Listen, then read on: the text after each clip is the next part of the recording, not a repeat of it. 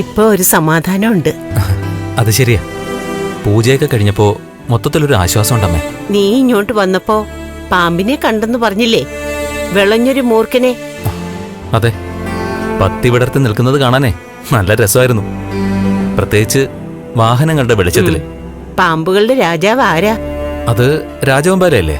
എന്നാ കേട്ടോ, ആ രാജവെമ്പാലയുടെ വിഷം തീണ്ടിയാൽ പോലും കണ്ണന്റെയും മഹാലക്ഷ്മിയുടെ മോൾക്ക് ഒന്നും സംഭവിക്കില്ല. അപ്പോ കുഞ്ഞിനാണ് ആപത്തുണ്ടായത്? അതിനാണല്ലോ സാധ്യത. ഞാൻ പറഞ്ഞല്ലോ, വൃന്ദാവനത്തിൽ ഒരു കുഞ്ഞ് ജനിച്ചു കഴിഞ്ഞു, ഭഗവാനെ പോലെ.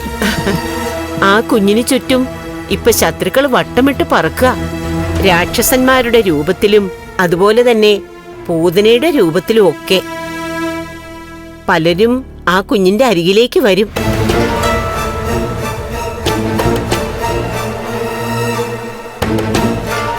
പക്ഷേ അതിനെയെല്ലാം തടഞ്ഞു നിർത്താൻ ദൈവത്തിന്റെ ഒരു വലയം ആ കുഞ്ഞിന് ചുറ്റുമുണ്ട്. ആരാണിതിന്റെ പിന്നിലെന്ന് പറഞ്ഞാ ഇടിച്ചവന്റെ ചാറ ഞാൻ പിഴിഞ്ഞെടുത്തോളാമേ. അതിന്റെ ഒന്നും ആവശ്യമില്ല. തെറ്റ് ചെയ്തവര് ശിക്ഷിക്കപ്പെടും. അമ്മയുടെ വയറ്റിൽ വിഷം ചെന്നിട്ടും ആ കുഞ്ഞിന് ഒന്നും സംഭവിച്ചില്ല. നീലാംബരി മോളുടെ കഴുത്തിൽ ചെറിയൊരു പാടുണ്ടായെന്ന് മാത്രം. അതുകൊണ്ടാ ഞാൻ പറഞ്ഞത്, വിഷം കൊടുത്ത് ആ കുഞ്ഞിനെ ഒന്നും ചെയ്യാൻ പറ്റില്ല എന്ന്. നമ്മൾ മനുഷ്യർക്കിടയിലും ദൈവസാന്നിധ്യമുള്ള കുഞ്ഞുങ്ങൾ പിറക്കുന്നുണ്ട് മാർക്കോ. കുഞ്ഞുങ്ങളുടെ അച്ഛനമ്മമാരുടെ പ്രാർത്ഥന, അവരുടെ മനസ്സിലെ നന്മ, ഇതൊക്കെ അനുസരിച്ച ഓരോ കുട്ടികളുടെയും നന്മയും തിന്മയും ഒക്കെ തീരുമാനിക്കുന്നത്.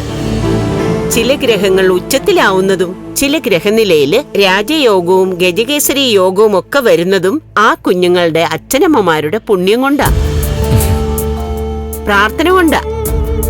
പ്രതാപനെ പോലെ ഒരാൾക്ക് ജനിച്ചത് കരുണയെ പോലൊരു മോളാ.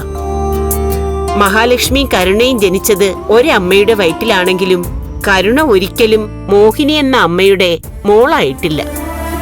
അങ്ങനെ അമ്മയുടെ ചൂടേറ്റ് അമ്മയുടെ സ്നേഹവാത്സല്യങ്ങൾ അനുഭവിച്ച് വളർന്നത് മഹാലക്ഷ്മിയാ. അതിന്റെ ഗുണവാ ആ മോൾക്ക് കിട്ടിയിരിക്കുന്നത്. അമ്മയേക്കാൾ ഭക്തിയുള്ള കൂട്ടത്തിലാ മകൾ. അപ്പൊ പിന്നെ ആ മോൾക്ക് ജനിക്കുന്ന കുഞ്ഞ് സാധാരണ കുഞ്ഞാവോ മാർക്കോ? ഇനിയിപ്പോ കുഞ്ഞിന് എന്തെങ്കിലും സംഭവിച്ചോന്ന് ഒന്ന് വിളിച്ചു ചോദിക്കണം. ഇപ്പൊ നീ വിളിച്ചു ചോദിക്കണ്ട. നാളെ നീ വിളിക്കുമ്പോ നിനക്കെല്ലാം അറിയാൻ പറ്റും.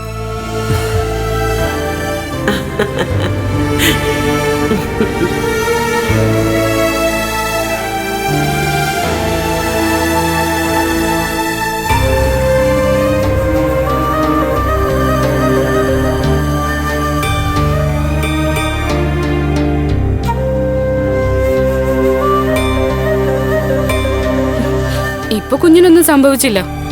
ഞാൻ പറഞ്ഞില്ലേ, ആ ജാനമ്മ കുഞ്ഞിനെ ഉറക്കാൻ വേണ്ടിട്ട് പാൽ ഇഷ്ടം പോലെ കൊടുത്തു. ആ പാല് കുടിച്ചതുകൊണ്ടാ കുഞ്ഞ് ഉറങ്ങിയതു. എന്തിനല്ലേക്ക് ആ പാവത്തിന് വെറുതെ കുറ്റം പറയുന്നത്? കുറ്റം പറഞ്ഞതല്ല, ഞാൻ നടന്ന കാര്യ പറഞ്ഞത്. എന്തായാലും അവരെ പോലൊരാളിന്റെ ആവശ്യം ഇപ്പൊ ഇവിടെ ഉണ്ട്. പിന്നെ ഇനിയും ഒരു മാസമെങ്കിലും ആവാതെ അവരെ പറഞ്ഞുവിടാൻ പറ്റില്ല. ഇവിടുന്ന് മോളെ കൊണ്ടുപോയാലും കുഞ്ഞിനെ നോക്കാൻ കുറച്ചു നാളത്തേക്കെങ്കിലും ജാനമ്മ വേണ്ടിവരും. കുഞ്ഞ് കണ്ണേട്ടന്റെ മഹിയുടെ അല്ലേ? അപ്പൊ നിങ്ങൾ എന്ത് തീരുമാനം എടുത്താലും അതെനിക്ക് അനുകൂലിച്ചല്ലേ പറ്റൂ. എടാ, ഇവളുടെ ചില നേരത്തെ സംസാരം കേട്ടാലുണ്ടല്ലോ ആർക്കായാലും ദേഷ്യം വരും. നിങ്ങളുടെ കുഞ്ഞെന്നൊക്കെ എന്തിനാ ലേഖ പറയുന്നേ?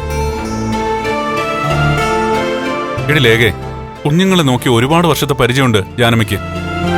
അവരൊരിക്കലും മനഃപൂർവ്വം കുട്ടികളെ വേദനിപ്പിക്കില്ല. കുട്ടികൾക്ക് ദോഷമുണ്ടാക്കുന്ന ഒരു കാര്യം ചെയ്യേയില്ല. ഇന്നെന്തായാലും സമയത്രേ, നീ ഇന്ന് പോകണ്ട.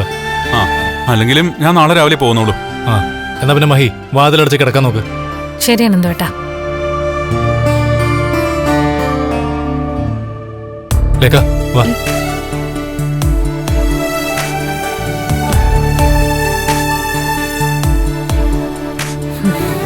കുഞ്ഞിനോടുള്ള സ്നേഹ കൂടുതലുണ്ടാ ലേഖ ഇങ്ങനെയൊക്കെ പറയുന്നത്. എനിക്കതറിയാലോ.